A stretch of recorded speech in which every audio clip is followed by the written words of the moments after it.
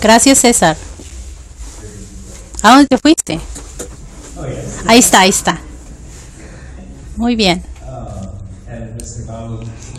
Gracias al hermano Donald Smith por darnos la bienvenida aquí. Es un honor y un privilegio estar aquí. Es un gozo cantar con ustedes que Jesús es el Rey de todo el mundo y Él es eterno e infinito en poder y todos los reyes de la tierra le van a adorar un día. Qué bien es eso, cantarlo juntos. Y luego ustedes han cantado mi himno favorito desde cuando era un niño. Oh, qué amigo nos es Cristo. Sí, sí, sí. Yo crecí en una iglesia bautista en un pueblito muy pequeñito en Wisconsin. Se llama Jim Falls. 286 personas en todo el pueblo. Y me encanta ese himno. Oh, qué amigo nos es Cristo.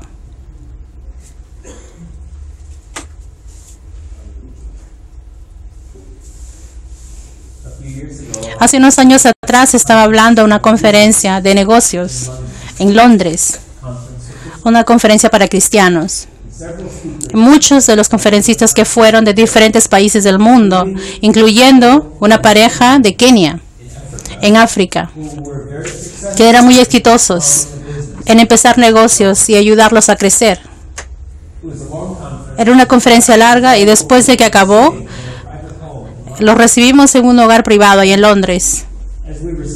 Y cuando estábamos sentados conversando, todos estábamos cansados y esta pareja de Kenia estaba justo al frente de mí en la mesa y detrás de mí estaba un mapa del mundo. Todos estaban en silencio y de pronto la esposa, que se llamaba Connie, me dijo: Wayne, ¿por qué está África tan pobre? ¿Estamos bajo una maldición acaso? Yo no tenía una respuesta. No sabía. No podía entender.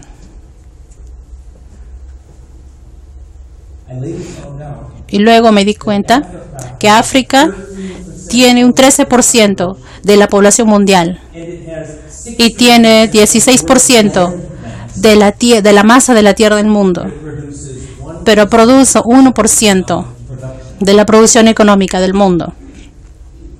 ¿Por qué? ¿Por qué es tan pobre África? No tengo una respuesta. Pero sabes que a veces una conversión pequeña puede empezar el curso de meses o años de tu vida. Y esa pregunta me hizo pensar y leer y investigar. Sabía que en Lucas, en el Evangelio de Lucas, Jesús dijo que Él vino a predicar las buenas noticias a los pobres. Y el Evangelio es buenas nuevas a los pobres y darles libertad a los que estaban cautivos. Y sabía que muchos cristianos en Kenia y en otros países de África estaban allí tratando de esforzarse, haciendo lo que Dios les dice, pero todavía muchos de ellos no podían salir de la pobreza. ¿Por qué? ¿Por qué? ¿Cuál es la respuesta?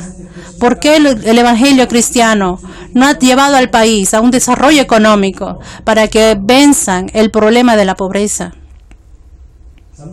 A veces ha sucedido en algunas naciones, pero otras veces no ha pasado así. Ahora vamos a hablar por 9 horas de la economía, el desarrollo económico. Voy a usar este resumen. ¿Ustedes lo tienen? 50 factores dentro de las naciones que conducen a un crecimiento económico sostenido o a la pobreza continua. Voy a hablar por 30 minutos y el doctor Asmus va a hablar por otros 30 minutos. Luego haremos comentarios y preguntas y respuestas. ¿Por qué hacemos esto? Porque queremos saber si tú crees que esto encaja en tu situación del Perú. Si esto se entiende, si parece que encaja en lo que enseña la Biblia. En diciembre estuvimos en Tirana, Albania. Esa es la capital de Albania, un país que está al norte de Grecia. Tirana, Albania. Albania tiene un estatus económico muy similar al de Perú. Y queríamos escuchar de los albaneses qué es lo que pensaban de este material, hablándole a cristianos. Ellos nos dieron una opinión muy maravillosa y luego nos dijeron que estaban ellos sufriendo hambre. En julio, el doctor Erasmus y yo estuvimos en China y también presentamos lo mismo. Y también recibimos comentarios que nos ayudaron mucho. Entonces, parte de la razón por la que estamos aquí es que queremos escuchar de las personas que viven en estas situaciones, en donde ese material puede ser útil. Y quiero saber, y el doctor Erasmus quiere saber, si esto les puede ayudar a su nación. Pero antes de que hable de la economía y de su crecimiento, quiero ir al final, al factor 48, 49 y 50. 48, 49 y 50. ¿Lo pueden encontrar? 48.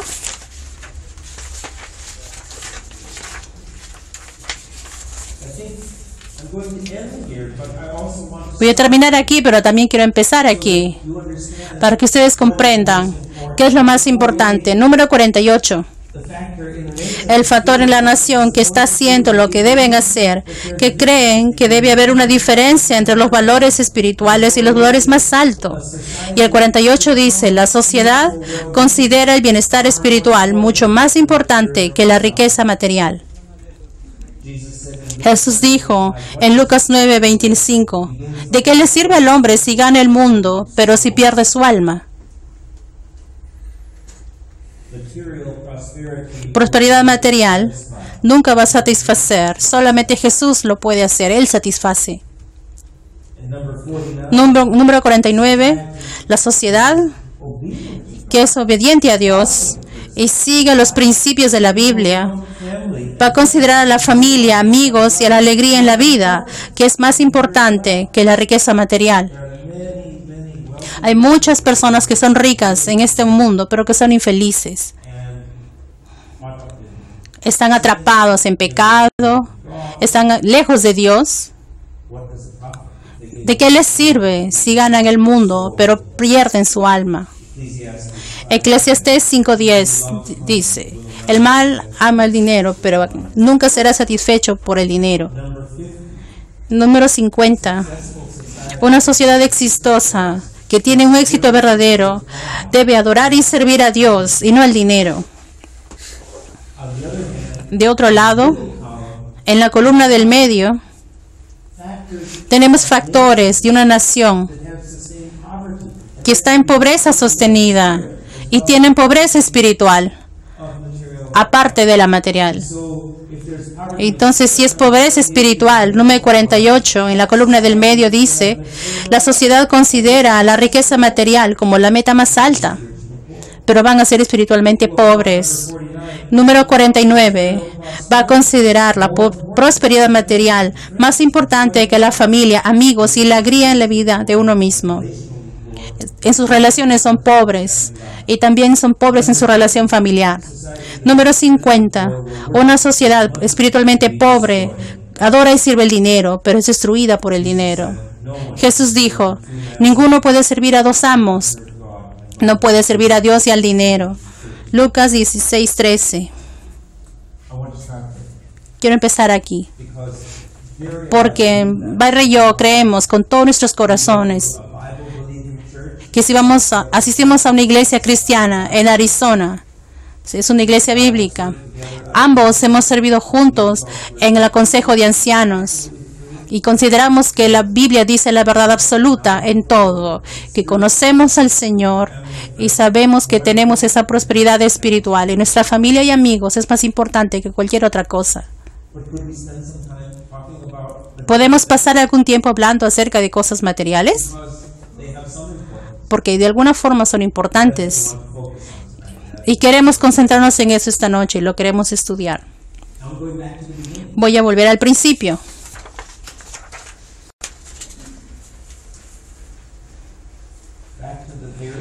De regreso al verdadero principio del resumen. Cuando empecé a leer diferentes libros y a investigar acerca de qué condujo a riqueza o a pobreza en las naciones, encontré un libro que es el libro con más autoridad y en historia del desarrollo económico que yo pienso que alguien ha escrito alguna vez.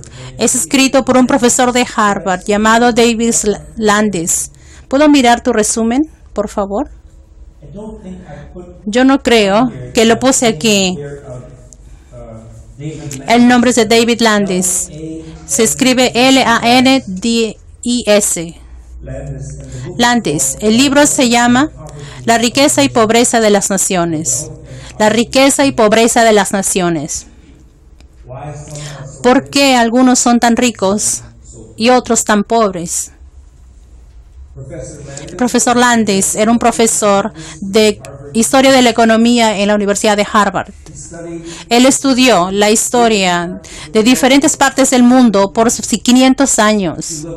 Él miró a lo que pasó en el norte de Europa, en el sur, que es más romana y católica, qué pasó en Europa Oriental, en Rusia, qué pasó en Japón por los últimos 100 años, qué pasó en China, qué pasó en países musulmanes, en África, en Norteamérica, en Sudamérica.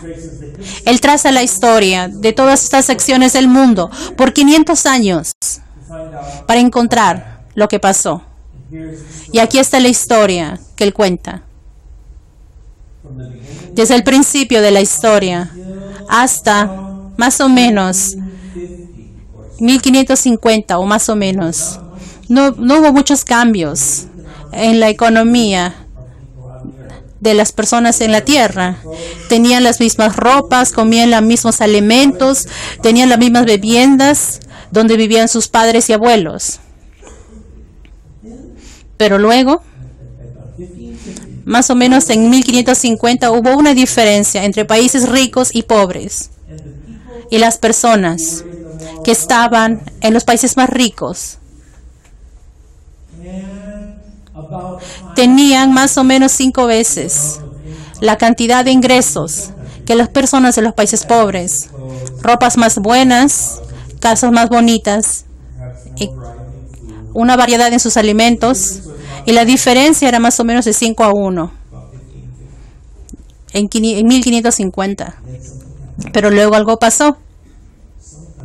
Algunos países empezaron a crecer económicamente y crecieron y siguieron creciendo y crecieron hasta nuestros días, y que la diferencia promedio en el ingreso entre los países muy ricos y los países muy pobres no es de 5-1, es de 400-1. Para que en algunos países del mundo hoy el promedio de ingreso por persona es de $500 al año. En más o menos 10 o 20% de los países pobres que están en África y algunos en Asia. $100 al año. El ingreso por persona en promedio es $40,000. De 400-1. De 1550 hasta nuestros días. David Landis dice, ¿qué es lo que pasó? Porque algunos de estos países son tan ricos ahora y algunos todavía se quedaron casi de los mismos pobres. Ha habido algunos países en el crecimiento, pero en otros no. Cuando Landis mira la historia, él piensa que el cambio decisivo sucedió. Antes de que les diga, yo no creo que él es cristiano. Él no da ninguna indicación en todo su libro. En sus 658 páginas, no da ninguna clave de que sea cristiano o que sea creyente en Jesucristo. Él solamente revisó la historia económica. Pero él dice que el cambio empezó con un evento. En 1517, cuando Martín Lutero empezó la reforma en Alemania. Y no solamente que empezó a enseñar una nueva forma de salvación, sino que empezó a enseñar una nueva forma de vida. Así las personas empezaron a creer que su trabajo diario como panadero o agricultor o herrero o sastre, que su diario trabajo era servir a Dios. Antes de esto, él dijo, en la Europa católica romana, que si las personas querían servir a Dios con todo su corazón, tenían dos elecciones acerca de esto. Si ellos eran hombres, podían ser sacerdotes, y si eran mujeres, podían ser monjas. Y esto era para las personas. Pero ellos producían cero valor económico, no hacían panes, él no hacían ropas, no producían nada económicamente, en su gran mayoría.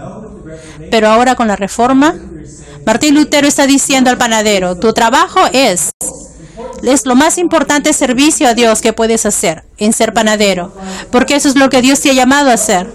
Martín Lutero enseñó a las personas que su trabajo ordinario era un llamado de parte de Dios en su vocación. Y luego ellos empezaron a enfatizar que haciendo su trabajo con honestidad y para el Señor era algo que Dios quería que ellos hicieran. Luego empezó a enfatizar que muchos otros cambios en la Europa protestante al norte era una forma de ver el trabajo diferente, que era agradable para Dios, que producir cosas de la tierra, la creatividad en crear inventos venía para Dios, y que cambió la forma de vida, cambió la forma en que la gente miraba su vida, la productividad. Y también les dijo que debería ser seguro, no gastar tanto dinero en sí mismos y ahorrar. Entonces su economía empezó a despegar y la productividad también despegó. Poco a poco empezó a circular de Alemania a Suiza, Noruega, Suecia, Inglaterra. Y luego, especialmente en Inglaterra, hubo condiciones que empezaron a cambiar. Si vamos adelante, más o menos a 1770, donde algo pasó, cuando hubo tantos inventos y las personas estaban pensando, pueden inventar formas nuevas de hacer productos desde la tierra. Puedo hacerlo porque Dios me ha dado este universo para hacerlo. Y puedo investigar este universo que Él ha creado. Y puedo hacerlo para la gloria de Dios.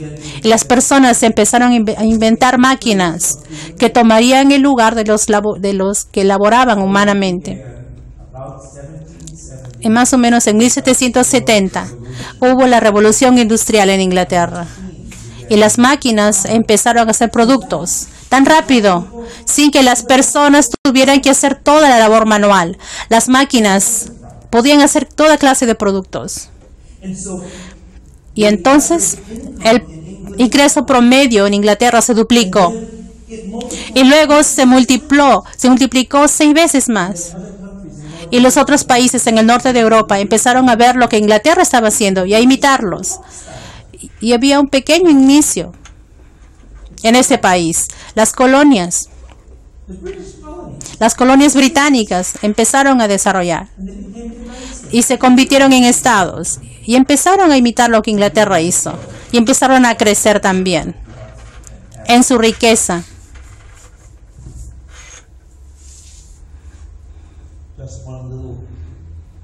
Solo una cosa más de interés. Los británicos descubrieron un producto que todos en el mundo querían. Y cuando ellos quisieron algo de esto, querían más. Y cuando tenían más, ellos también querían más. Y era un secreto para el crecimiento económico. ¿Alguien sabe cuál era este producto?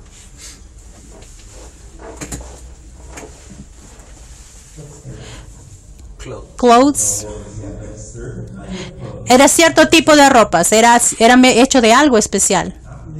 No era lino, nylon, no nylon. Cerca, no era seda ni lino ni nylon. La seda era muy cara, el lino era muy caro. Algodón, algodón. Yes, algodón.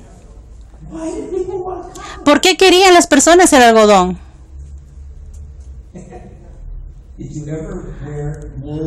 ¿Alguna vez has vestido lana, ropa interior de lana? El lino era muy caro, la seda también. Y ellos tenían que vestir de lana, pero de pronto se vestían de algodón y se sentía bien, querían más. Y los británicos tenían máquinas que iban a hacer ropas de algodón. Y se convirtió en la demanda en todo el mundo. Y eso le dio poder a la economía de Inglaterra. Hicieron otros productos luego, pero el algodón fue su inicio. Bueno, vamos a continuar. Tengo 10 minutos. Voy a tratar de mantener el tiempo, Barry. Esto es la revisión de la historia. Que eso fue lo que pasó. Voy a revisar los factores hoy, mañana en la noche y luego la siguiente mañana vamos a revisar los 50 puntos, que son los factores que estoy revisando en David Landis. Pero cuando yo leo en lo que él hizo acerca de estos países, pienso, esto se parece mucho a lo que dice la Biblia, a lo que la Biblia enseña, cómo debemos usar nuestro trabajo y nuestra labor y nuestros productos. Aunque él no lo sabía, pero él estaba hablando de los principios bíblicos que dirigen al crecimiento económico. Y eso es lo que hemos formulado en esos 50 factores. En lo que dice el Dr. Landis, en la experiencia del Dr. Asmus como economista. Y luego también en mis pensamientos y revisión de estos factores. Nunca lo hemos publicado, pero los estamos dando para ustedes en este resumen hoy. Y espero que de repente en 2 años más o menos haya un libro de esto. Uno, tenemos que creer que hay Dios. Es muy importante por el sistema económico. Porque eso dirige al número 2. Creer en la responsabilidad moral delante de Dios por las acciones. Y eso dirige a honestidad, preocupación por otros, confianza, que significa que si algo dice que va a venir a trabajar, se presenta al trabajo. Diligencia, que significa trabajar duro y no ser ocioso. Tener cuidado de ser calidad en el trabajo. Es el proceso de reforma. Eso promovió estas cualidades en la vida de las personas. Y específicamente, número 3, una sociedad que cree en Dios y que cree en la responsabilidad moral, honra y espera sinceridad y el cumplimiento de la palabra que uno da. ¿La confiabilidad es importante en los negocios? Sí. Por 8 años yo he estado yendo al mismo mecánico para que arregle mi carro. ¿Por qué?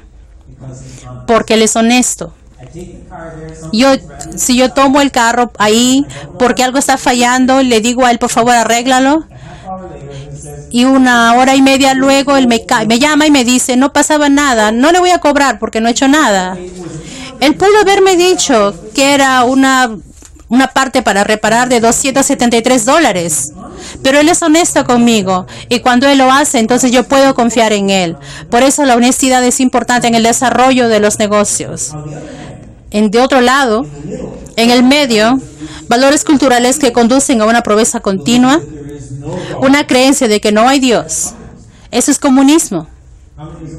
El comunismo quiere abolir todas las religiones y, por supuesto, dirige que las personas crean que no hay. En el número 2, en la parte del medio, dirige a las personas a creer que no hay responsabilidad moral. Esto hace que una sociedad sea deshonesta, que las personas sean egoístas y pongan su propio bien por encima de otros, que no sean confiables, que no sean personas que sean responsables, que no aparecen en el trabajo cuando deberían de ir, que no te venden lo que ellos dicen que es el producto, que son perezosos, que no son responsables o que tienen morales delante de Dios. Y esto dirige a corrupción en el gobierno y en los negocios, y en leyes y en las universidades, inclusive en las iglesias. Este es un efecto destructivo muy grande en la economía. Número 3, la sociedad cuando está llena de mentiras, engaños y calumnias, y muy poca vergüenza que conduce a la mentira. Y tristemente esto está aumentando en las sociedades del mundo, pero es dañino a la economía porque las personas ya no pueden confiar. En Éxodo 20:16 dice, no dirás falsos testimonios contra tu prójimo. La Biblia enseña estas cosas. Número 1, la Biblia dice que hay un Dios, que en el principio Dios creó los cielos y la tierra. Número 2, hay responsabilidad delante de Dios. Hechos 17. Número 2, en la columna derecha. En la columna derecha, Hechos 17, 30 y 31, Dios manda a todas las personas en todas partes a que se arrepientan. Eso es lo que Pablo dijo a los griegos paganos, que eran filósofos en Atenas. Él no le está hablando a los judíos, estaba hablando a los paganos y le dijo, el Dios que creó los cielos y tierra les manda a todos en todas partes que se arrepientan. Porque va a haber un día en el que Él juzgará al mundo y las personas tienen esa responsabilidad delante de Dios. Entonces la respuesta a la corrupción en una nación máxima es una respuesta en el corazón. Que las personas entiendan que tienen una responsabilidad moral delante de Dios y que Él les va a pedir cuentas si ellos son corruptos y deshonestos. Debe haber un temor de Dios sobre todo en la sociedad. Vamos a continuar. Tengo 5 minutos hasta que se acabe mi tiempo. Barry y yo estamos haciendo 30 minutos cada uno y luego las preguntas. Número 4. En la columna de la izquierda. Esperen un minuto. Tengo que decirles. Esta noche estoy hablando de valores culturales, 22 de ellos. Y luego, si ustedes miran hasta el número 23,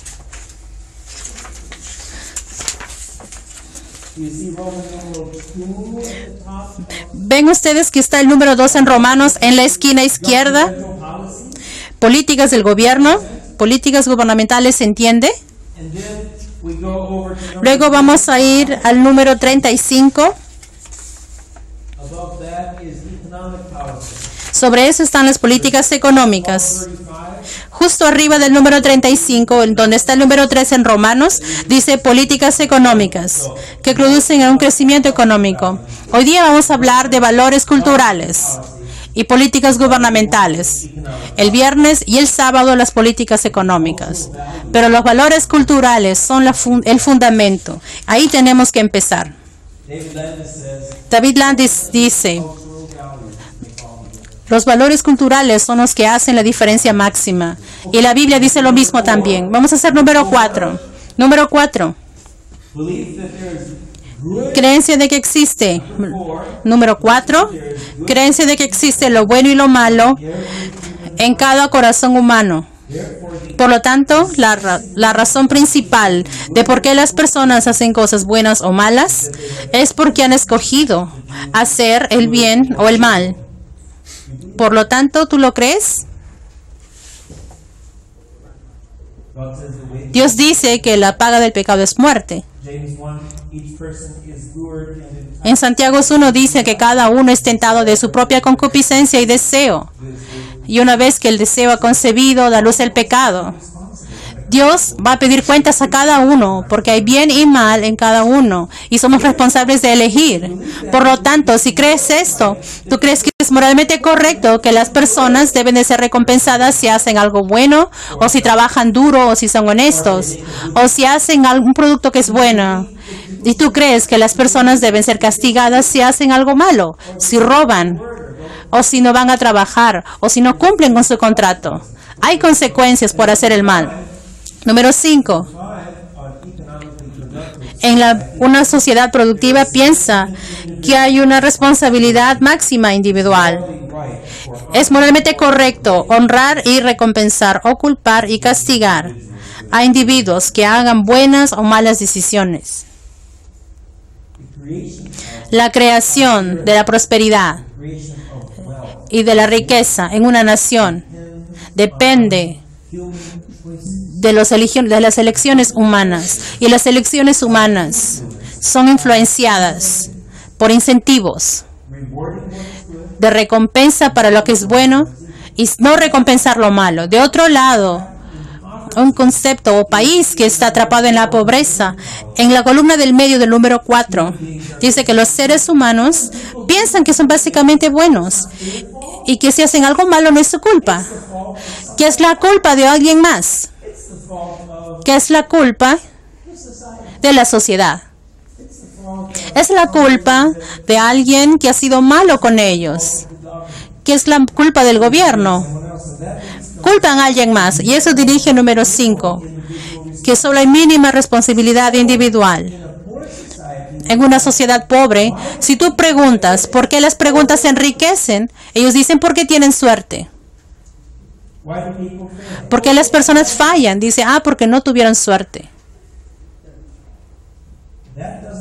Eso no dirige a una responsabilidad y un sentimiento de responsabilidad individual que daña la economía.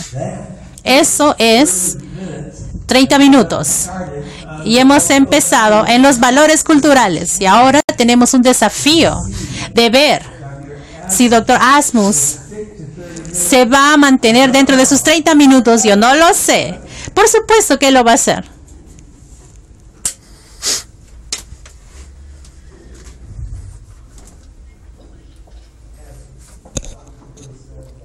No tiene su micrófono, alguien que la avise.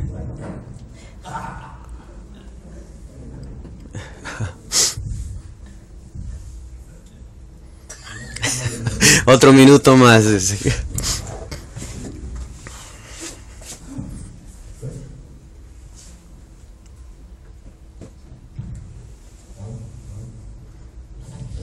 se escucha.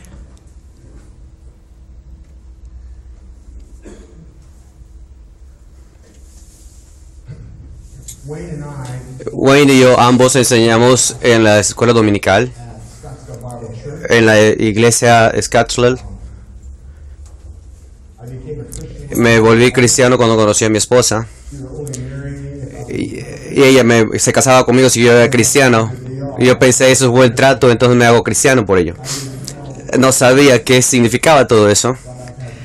Pero tengo 46 años de darme cuenta de todo eso.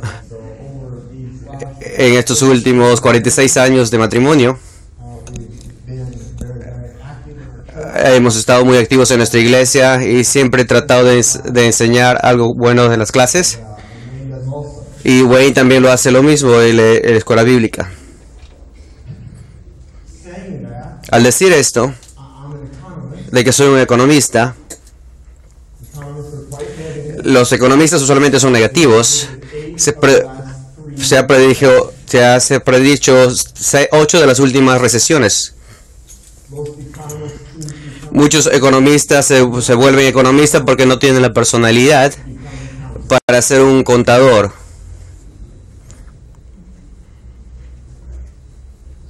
Así que en esta primera sección de lo cultural, espiritual, me apoyo en mi amigo el Dr. Gruden. Mientras avance el día de mañana los gobiernos y también tratamos con los gobiernos todo el tiempo y todas las cosas sobre la economía, tengo mucha más comodidad con esto. Génesis 1:1. En el principio Dios creó los cielos y la tierra. En el principio Dios.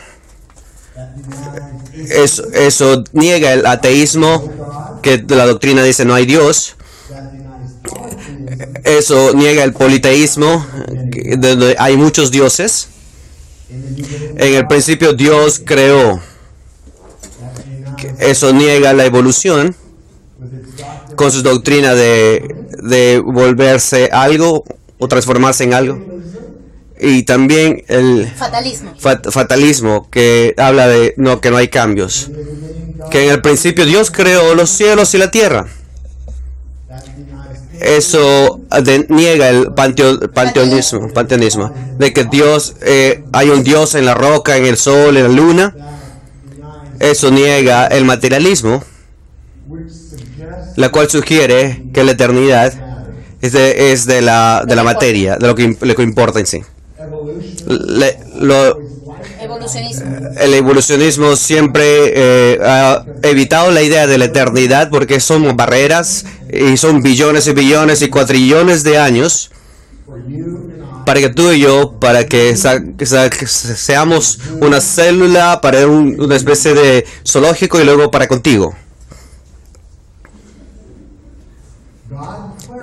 Dios aclara todas estas cosas para nosotros cuando dijo, en el principio Dios creó los cielos y la tierra.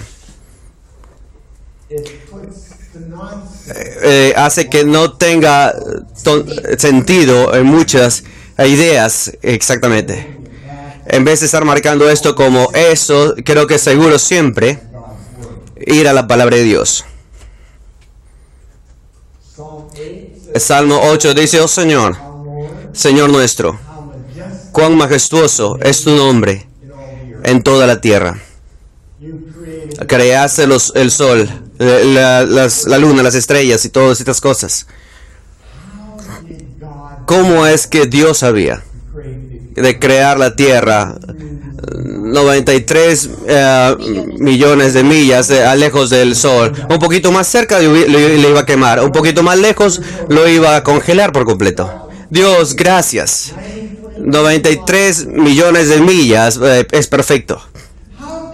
¿Cómo es que Dios sabía de hacer girar a la tierra en su eje como a mil giros por hora? Mil millas por girar por hora. ¿Cómo sabía que tenía que dar vuelta todo el sol día y noche para que tengamos día y noche todos los días? ¿Cómo sabía él todo eso? ¿Cómo es que sabía para poder doblarlo o voltearlo de una forma para que podamos tener las estaciones del año? ¿Cómo es que él que sabía que iba a ser 3 partes del mundo, océano y agua, que una suficiente oxígeno e hidrógeno? ¿Cómo él sabía todo esto? ¿Cómo él sabía que todo esto no iba a suceder como por accidente? No creo que sea así. No solamente que él creó el universo, sino que está sincronizado en lo absoluto. ¿Cómo que un hombre del mundo puede ver esta forma sincronizada de la tierra, el sol, la luna y el universo y decir que no fue creado por Dios? ¿Cómo sería? Eso sería como que es como si encontraríamos un reloj de pulsera y dice, nadie lo creó esto, aunque acá tiene un sistema sincronizado por si acaso, y solamente sucedió.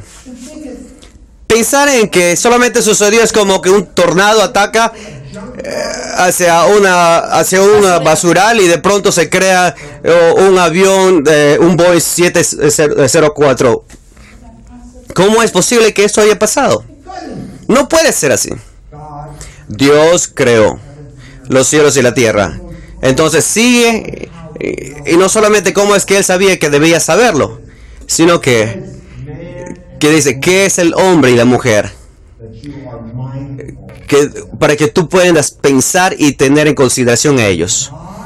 De que el Dios del universo te está considerándote a ti y también me considera a mí.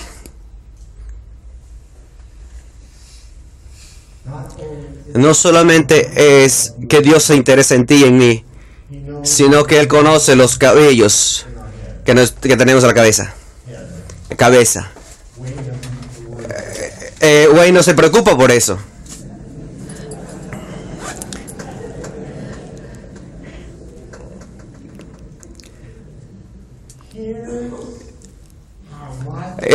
Aquí es cuánto Dios cuida de ti. Escucha esto. Salmos 139. He escudriñado y te he buscado, yo te he visto a ti y te conocí y conozco cada detalle de tu vida. Yo sé cuando tú te levantas y cuando te sientas. Sé las palabras que vas a hablar aún antes de que los hayas hablado. Yo sé todo con relación a tus planes y también tus acciones y tus formas o tus caminos. Sé todo lo que tú vas a decir antes, aunque lo digas. Oh Señor, eso es tú demasiado maravilloso como para comprender. Eres el creador del universo y te cuidas por mí en cada detalle de mi vida. Dios, ¿qué puedo hacer para alejarme de tu presencia? ¿Qué puedo hacer para alejarme de tu espíritu? Si yo voy hacia los cielos más arriba, estás allí. Si voy hacia el Seol, tú estás allí.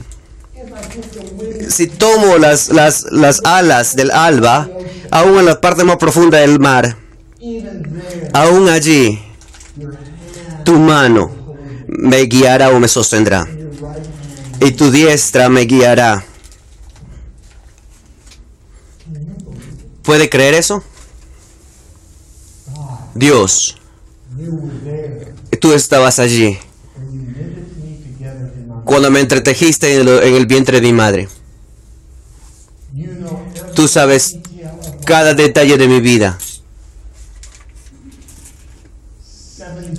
75,000 millas de arterias y venas en cada uno de nuestros cuerpos.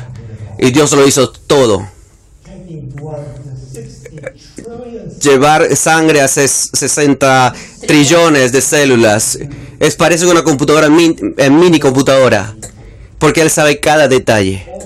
Señor, gracias. Porque maravillosa y asombrosamente fui hecho. Eso. Ese es el Dios que servimos. Y es por eso. Ya sea que hablemos de la familia, la cual no vamos a estar hablando mucho en este fin de semana. Tampoco vamos a estar hablando mucho sobre el dar y los diezmos, aunque nos encantaría hablar de todo ello. Después de haber cantado esas canciones que las cuales usted nos guió, después de haber cantado esas canciones, me sentaba allí y decía, Wayne, la próxima vez vamos a Lima, Perú, y vamos a salir de la economía y vamos a dejar lo que es el gobierno en la casa y simplemente no vamos a hablar y seguir hablando sobre el gozo y el seguir creciendo en el Señor. Así que Wayne dijo, estoy de acuerdo en eso. No lo dijo así. Voy a estar traté de persuadirlo en esto.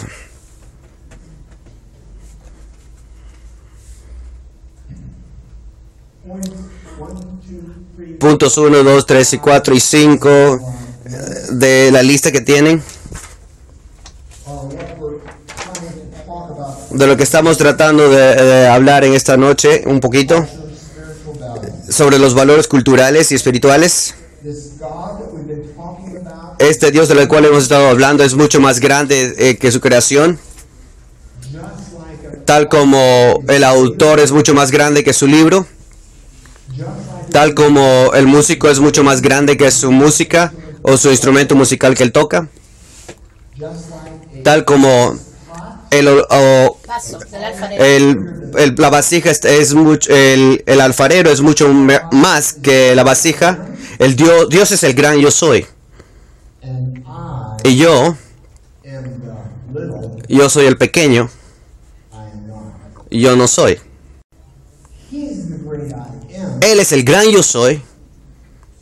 Yo soy el pequeñito. Yo no soy. Dios y yo.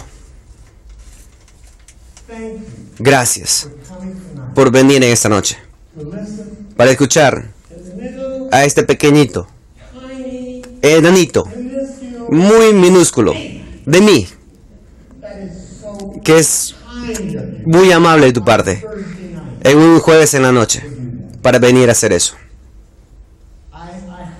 Espero que mientras continúe la noche, que Wayne y yo nos volvamos menos y Dios sea el más grande y mucho más grande en ello.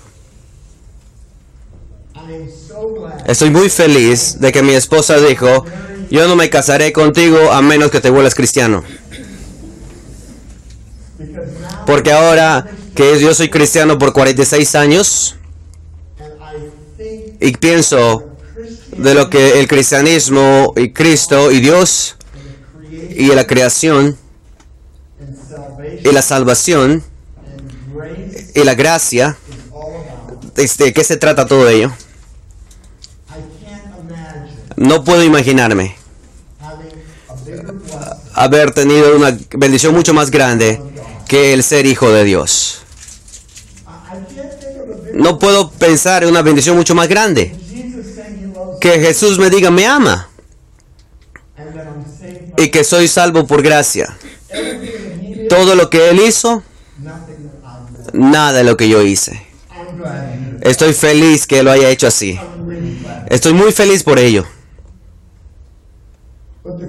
Pero el mundo cristiano, el punto de vista cristiano, nos incluye toda la vida, en todo conocimiento que haya, en cada fase y aspecto del universo. Los cristianos es un sistema de verdad que desarrolla todo el mundo y su clase. Dios es el gran yo soy. Pero como sea que sea, Dios nos ha creado a cada uno de nosotros como individuos únicos. Dios dijo que tú y yo somos creados a su imagen. Imagínate esto. Tú y yo tenemos dignidad. Tú y yo tenemos valor. Tú y yo tenemos este valor apreciable. Tú y yo tenemos un espíritu en nosotros. Tú y yo tenemos conciencia. Tú y yo hemos sido llamados para vivir de la forma que Dios en nuestras vidas morales y en nuestras vidas que traiga gloria a nuestro Creador. Cuando la Biblia ha prohibido el asesinato, es para proteger la vida humana. Cuando la Biblia prohíbe el robar, es para proteger la propiedad. Tú y yo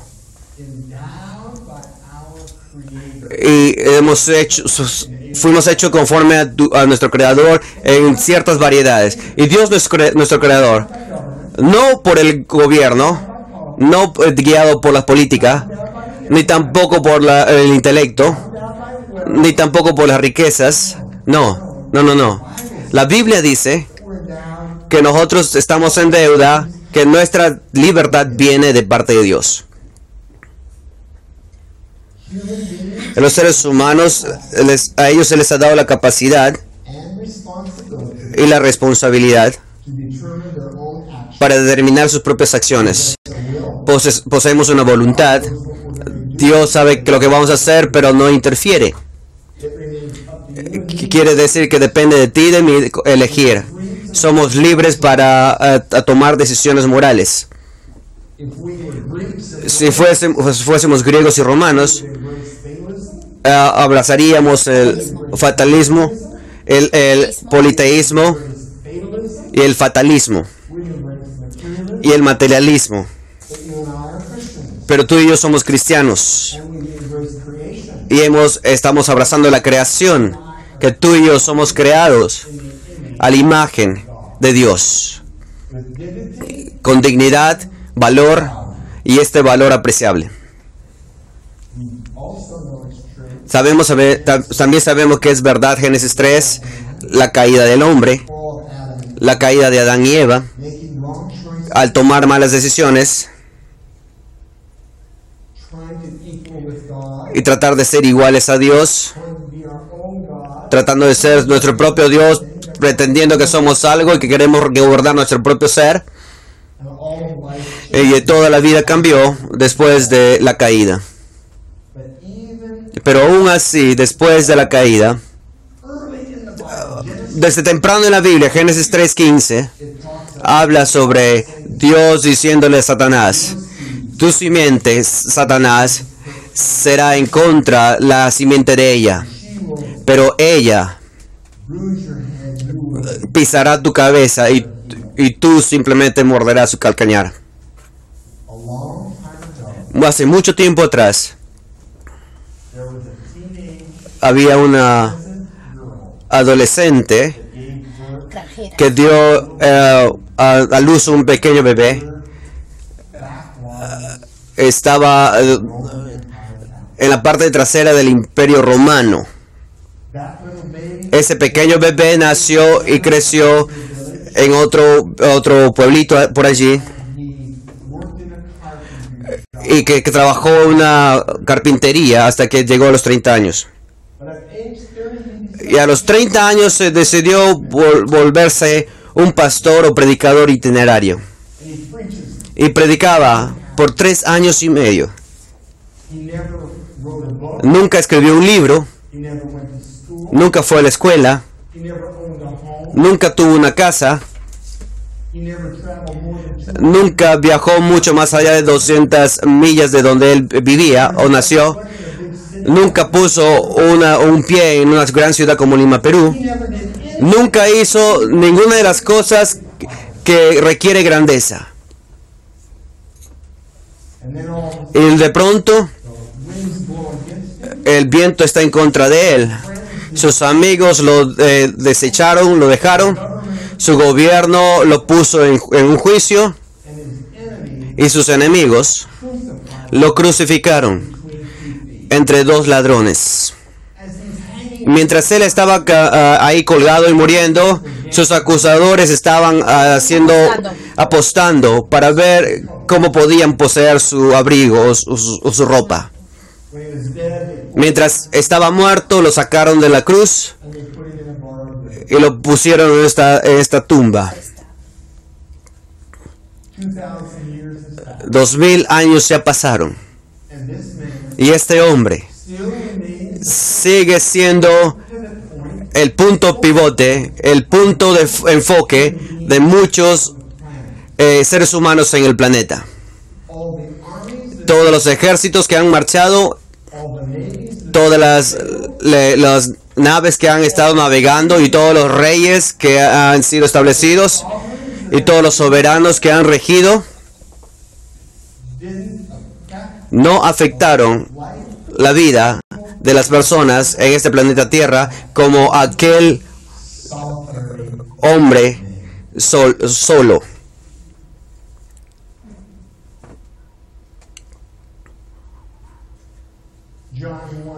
Juan 1:1 dice: en el principio fue la palabra, y la palabra estaba con Dios, y la palabra era Dios. Lo mismo es el principio con Dios.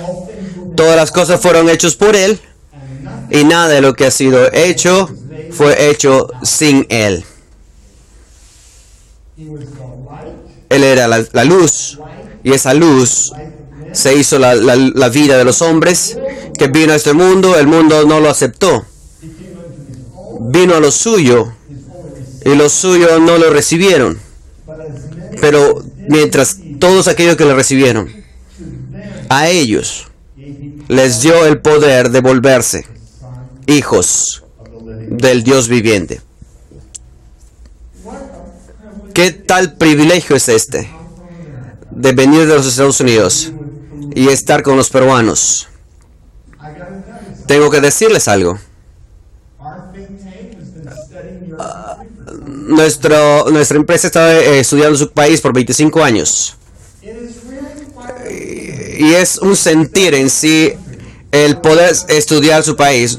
No solamente de ustedes, sino también 187 países del mundo en los últimos 25 años. Eso es lo que nosotros hacemos, es estudiar la economía de 187 países. Pero el Perú es uno de ellos.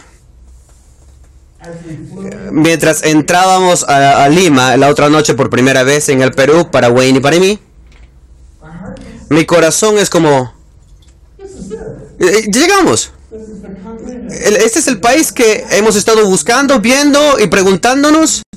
Este es el país que empezó el mañana con relación a nosotros, y yo quiero hablar mucho más del Perú mañana y del mundo también, de lo que otros países han hecho, y mucho de lo que el Perú tiene que hacer. Quiero darle algunos desafíos que van a hacer que usted se entre en la espalda y la pared para compartir, y va a hacer una diferencia. Yo no soy Dios, tampoco voy a hablar por Dios, pero tengo que decir y usted puede corregirme si estoy equivocado, no creo que es la voluntad de Dios del ir hacia las montañas tan altas fuera de Lima del Perú acá y ver a gente, ver a que esa persona vive sin electricidad, sin agua, sin ningún servicio. Muchos más perros que niños, pero hay muchos niños también.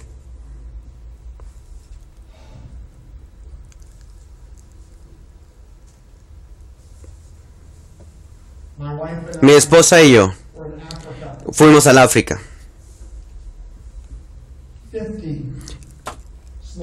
50 niños. Conocerlos y amarlos. Estaban listos para decirnos adiós y regresaban a su zona. Me postré para estar hablando con uno de ellos. Queríamos darle un beso. Pero antes de darle el beso, tienes que limpiar las moscas que están en sus rostros. Y luego les puedes dar un beso. Hay algo que podemos hacer lo más bajo en esta imagen.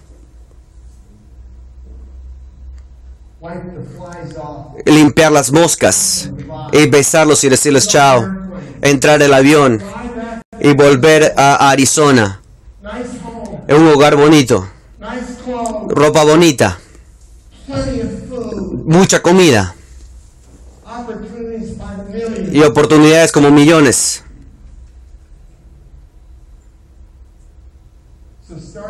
Así que al estudio de mañana vamos a definir la palabra de pobreza.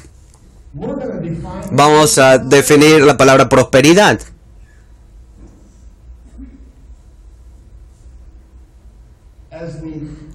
Mientras empieza el seminario ahora y pasamos a ver todo esto, no quiero que usted piense por un instante de que Dios desea que todos nosotros seamos ricos.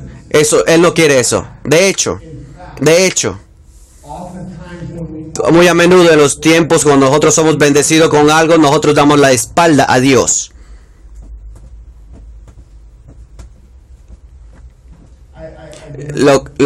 Nunca he visto una adoración tan maravillosa como lo hice en el África. Pero tengo que decirles, aunque lo tengamos en esta noche, lo tuvimos, fue hermoso. Se trata solo de Él, no se trata de nosotros, tampoco de la prosperidad, pero tengo que compartir esto.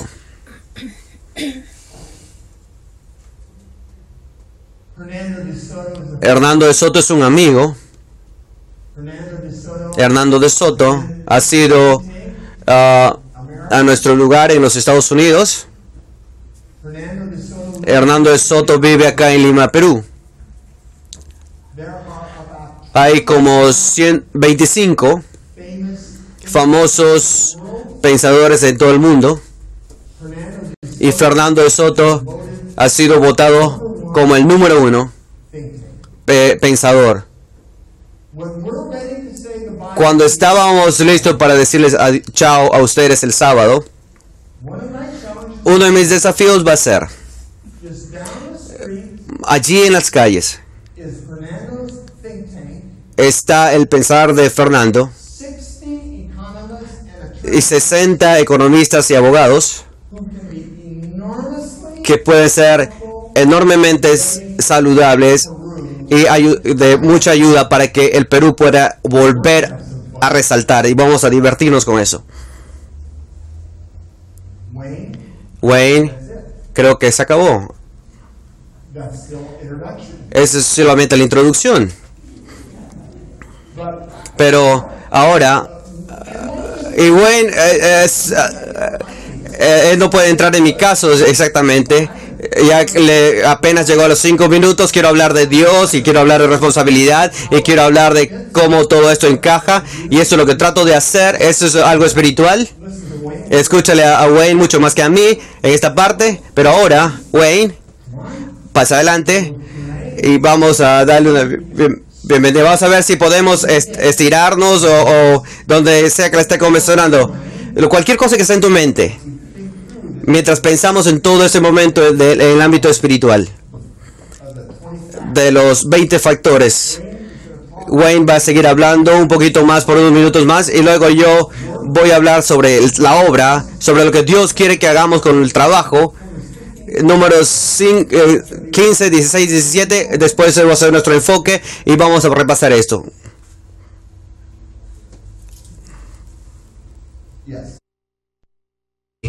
And to use all these principles and to use them all the time, because of that you become rich.